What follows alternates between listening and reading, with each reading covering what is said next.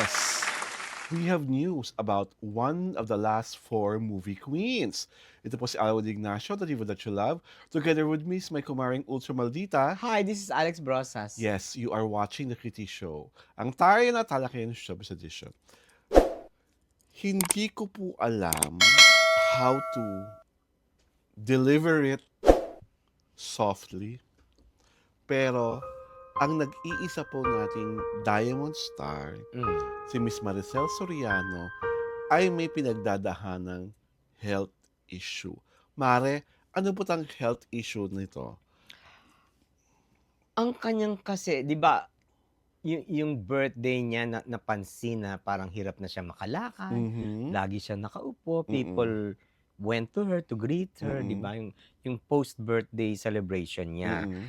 Ngayon, nag-vlog siya sa kanyang YouTube channel and explained she is going through some medical Mhm. problem. Mhm. It has something to do with arthritis. Mhm. Kaya lang yung arthritis niya sa spine. Sa spinal column. Oo. So, it's called spinal arthritis. Is this hereditary? I think, oo. O kusa lang? Hindi, parang hereditary kasi parang may one member siya ng family na ganun din. Ganun rin ang pinag-aanan. Pero na-address kasi maagang nagpa-opera. Di ba? So, right now, where is Inay Maria? In Singapore. So, it's going to be treated there? Oo, parang... Or kinoconsult pa lang? Or in a... She's in the process of consulting kung ano yung dapat talaga sa kanya. Kung operahan siya, kung makukuha pa sa gamot, yun ang Basta, she is having it treated sa Singapore. Kasi nandun pala yung specialist. Oo, specialist. Ng ganyang mga karamdaman. Oo, ng ganyang karamdaman. Oh, I see. Kasi di ba kinento nga niya sa vlog niya na nawawala yung pain because the pain is excruciating. Di ba? Nawawala ang excruciating pain pagka nasa tubig siya. Di ba? Pag nasa swimming pool siya. So, pagka umahon na siya sa after a while, nawawala, nararamdaman niya uli ang pain. Di ba? And it's so excruciating na iiyak siya sa sakit. Ganon yung sad. Ganon yung sakit na yon. Di ba? Well, alam po naman natin si Miss Maricel Soriano ay matapang. And I'm sure she's going to get the best medical treatment sa pangyayaring ito. So let's storm the heavens for more prayers. Maging prayer warrior tayo ni Inay Maria. At naway kung ano man ang magiging resulta ng kanyang konsultasyon sa Singapore, kung talaga ito ay dire-diretso na sa operasyon o she will be given medications, pag i-observe at kung ano pa. Let us pray for her that let's give her love, let's give her light, let's give her prayers because napakabuting tao po ni Maricel Soriano. Talagang talagang ako ko parang gusto kong maiyak, 'di ba? Parang my God. Kasi Maricel, 'di ba? Endeared herself to me. Yes. 'Di ba nung naman Tiang Magda. 'di ba? Ganun ang tawag. Tiang Magda. Parang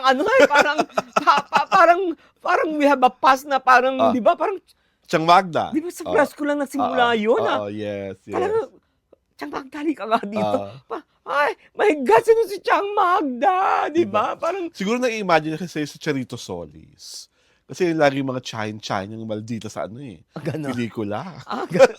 Hindi. Tita Chato ka pala, sis.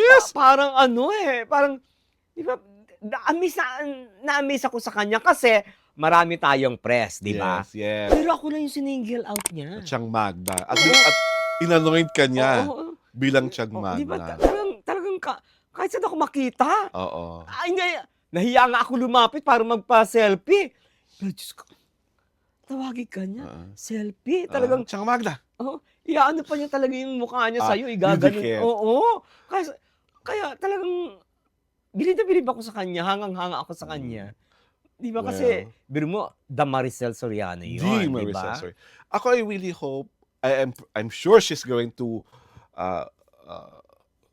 talagang magagawa ang lahat ng paraan para sa mabilisan niyang paggaling. Kasi Mm. I wish to see her in more films, in Oo. more TV shows because Yeah. ang dami-dami pang pwedeng gawin na nag-iisang Diamond Star, Mm. 'di ba? Talagang ano, talagang tsaka hindi, w when was her last linlang? Oo, Oo. linlang. Hindi, Ano? Lavender, Lavender. 'di Pero ba? 1 year ago na rin Oo, yun, Lavender 'di Fields ba? ang last, Oo, 'di ba? 1 year ago. Pero 'di ba, Magkasunod yun, linlang and oo, lavender. Lavender. Tapos Hmm. nag-ano pa siya, nag-short stint dun sa TV show sa TV5, para yung sa kanila ni Snooki, Oo, very short stint yun, oh, 'di oo. ba? So, tapos naging, tapos yun nga, siya naman ang nag-amin yan sa kaniyang vlog.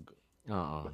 So, paulit-ulit po kaming nananawagan ng ipagdasal po natin ang, maagap na paggaling at paghusay ng spinal column ni Mm. Miss Maricel Soriano at wala na siyang maramdamang sakit dahil talagang iba po talaga yung, spinal column ang ngayon lang talaga ako nakarinig ng may spinal arthritis pala. Oo, yun ang kasulat sa ano, 'Di ba normally oo, dito, sa oo. tuhod, sa At saka sakong, sa tuhod pa nga lang, oo. sa paa pa nga lang masakit Oo, na tapos yun, iba iba 'di ba? namamaga yung mga ganito, Oo, napupunta sa gout, 'di ba? mm. Na So namamaga-maga yung ano, so, buto-buto.